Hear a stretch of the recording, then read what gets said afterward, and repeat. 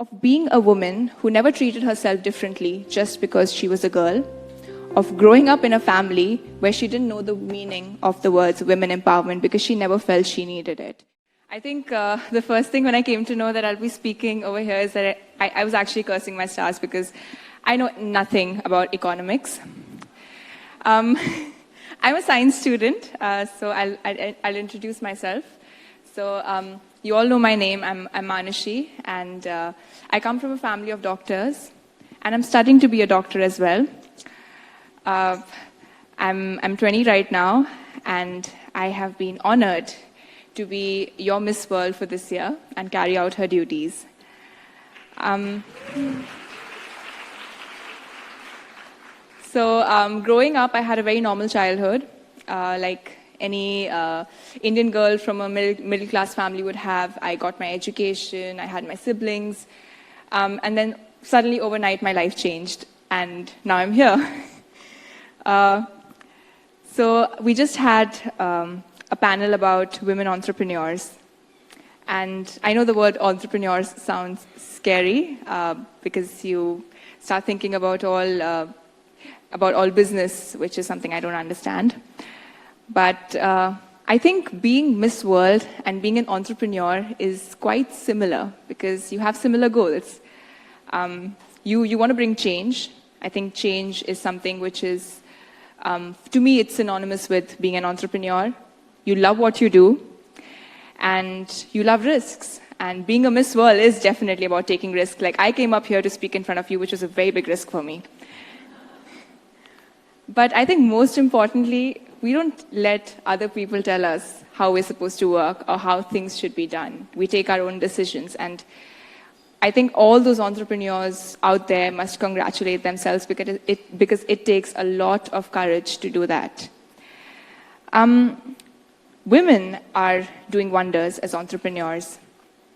Recently I read in Kerala about a system called Food on Wheels. It was providing employment to women, so they would provide tiffins and nutritious food to people who wanted to work. But, you know, out of all these wonderful entrepreneurs, I think one such wonderful woman is my mother. It's not hidden from the world how much obsessed I am with her. We all are with our mothers. But I believe that all mothers are entrepreneurs. And I did look up, I'll be very honest, I looked up the definition of an entrepreneur on Google. we have the head of Google here, right? So, just on stage. So I looked it up on Google, and I realized that being a mother is very similar to being an entrepreneur. Because you set up a system, which is a family, and you invest, you take risks, and you actually have the most important job of rearing up the future of not your family or not of an individual, but of the entire world. And that is a very tough and a very risky job to do. So for me, all mothers are entrepreneurs. On the Miss World stage, in my top 5 round, I remember when I didn't know what was happening that day. It just felt like another rehearsal to me. And the moment I reached to top 10, that is when I saw my parents, I saw my family in the crowd, because I was trying to spot them the whole while. And they were coming down to give an interview. And at that moment, I knew it. I knew I was going to do something great tonight. And the moment I reached to top 5, I remember someone telling me that, you know, it's all right what happens tonight. Don't be nervous, because you've come to top 5 and you've made history. You are the top 5 in Miss World 2017, which is a big, big, big thing, because coming from a girl who, being a girl who never really wore heels or who never knew how to even apply an eyeliner, it was a very big deal for me to be out there.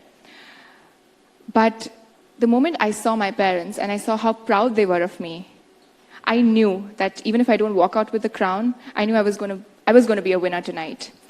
And that's how my answer came at that moment. And believe me, had you asked me anything, even if you would have asked me who's the president of India, I would have said mom, because I was so emotional that time. But definitely mothers do deserve the high salaries. Because, like I just said, they are... I remember one thing from my economics book is that humans are the largest resource. And mothers are taking care of that resource of the largest capital any country can have, which is human capital. So going away from that, I think we all know, for me, my mother is a superwoman, and she's a working mom. She's a neurochemist, so very disciplined in life. But at the same time, she's the most compassionate, the kindest woman that I've ever known. She's not only my mom, she's my best friend. She is my role model. She's someone I've looked up to growing up. And she's my guardian angel, my Durga Ma, I call her. And I know that she lets me take decisions. She lets me make all kinds of mistakes. And when I come home, I know that even if I might not at that moment think that I won. For that moment, I might think it's a failure, but she's there for me when I come back home. And it's not easy when you have two worlds to balance, because I'm very proud to say that she has done amazing as a doctor. She's an amazing doctor. But at the same time, she's never made me feel like she didn't have the time for me, or she's always been there for me as a mother.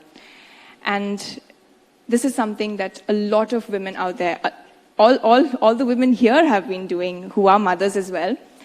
And that is something that has always amazed me as a child. That, I don't know how you can balance two wonderful things so perfectly without even having a hint of worry on your face. Having said this, I think I feel that aren't women already the most powerful? They're entrepreneurs. They're creating the future of the country. So they're already the most powerful. And when it comes to women empowerment, I think they must realize that they have such a big responsibility, which they're doing kick-ass, like complete pros at it. So aren't they already empowered? Well, for me, women empowerment weren't actually two words which I knew a lot about, because I never felt that I needed to be empowered. But growing up, I come from the state of Haryana. I'd never stayed there till I went to college, and I chose to educate myself at a college which is a girls' college in rural Haryana, because I believed something that my father told me, that if you go to the remotest of places, as a doctor, you will learn the most. And I wanted to learn. But when I went to my college, it was completely different from what I had imagined.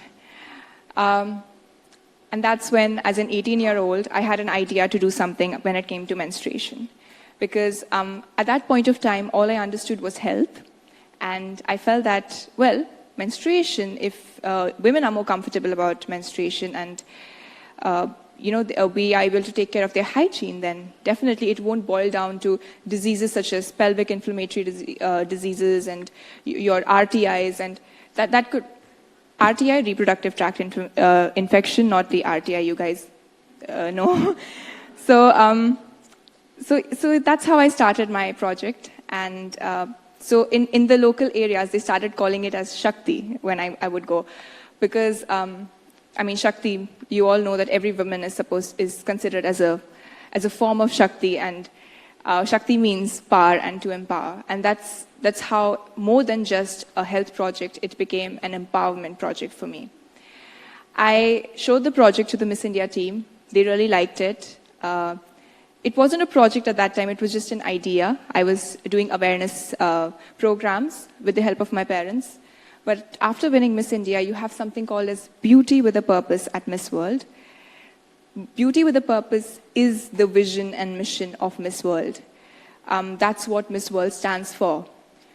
It gives young girls like me, not just me, but all 130 countries that represent at Miss World an opportunity to bring a change in their country or in their communities. And, well, Miss India wanted to work on my project. So I worked across 3 states in North India. more than 20 village communities, and we created women entrepreneurs, so entrepreneurs back in.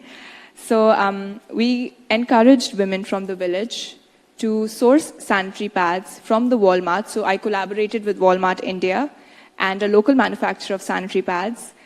And so these women would purchase low-cost sanitary pads and sell them in their village, because more than the lack of awareness and the high cost of sanitary pads which women felt, it was the taboo that was associated with it. And women would feel uncomfortable to buy sanitary pads from mostly a man who's a shopkeeper.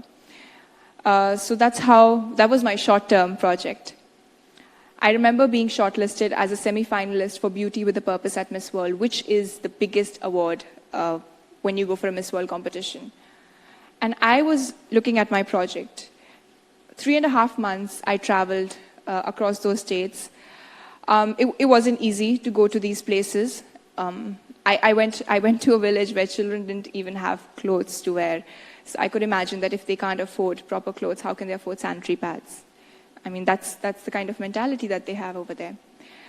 And as a 20-year-old, to see so much, it just makes you want to do so much more, because I'm still growing, I'm still learning, I'm still in that stage where I'm figuring out what I truly want to do in life. And that's when I found my purpose.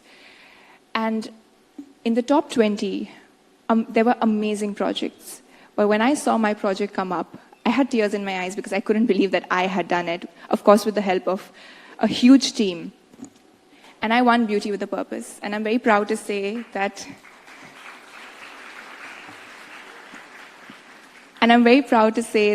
I'm the first Miss World who also won Beauty with a Purpose. After which, of course, not only my project, after winning Miss World, we were here in India. This year's Beauty with a Purpose tour started from my home country, from my project, where we traveled for 9 days. Not only me and the Miss World team, but we had continental winners. We had young girls.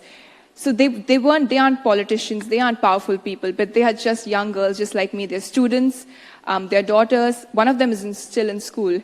And they all came down, and we all were traveling across India, trying to spread awareness, trying to create different systems. We met with people called as Akar Innovations. Most of you must be knowing about them. And we met these tribal communities at the Bhutan border. We traveled a lot, but we met up with politicians, the Honorable Vice President and our External Affairs Minister. They were kind enough to meet us and support us on our project. After which I traveled to different countries. I can go on and on about that, but these are young women who are doing this. They are young women who are bringing this change. And that in itself makes us feel so empowered. I think a lot of people ask me this question, that how did you prepare for Miss World? When did you start preparing for Miss World? And I have no answer to it. And when I think about it, I think it's 20 years. And I know I speak like a 30-year-old and I think like a 60-year-old, but I'm 20 years old. Believe me on that. And I think it's 20 years of being a woman who never treated herself differently just because she was a girl, of growing up in a family where she didn't know the meaning of the words women empowerment because she never felt she needed it. And I think I was fortunate. And all I can say is that I pray that in the future, no one knows the meaning of women empowerment, because we don't need these words. Women are equal to men. Thank you.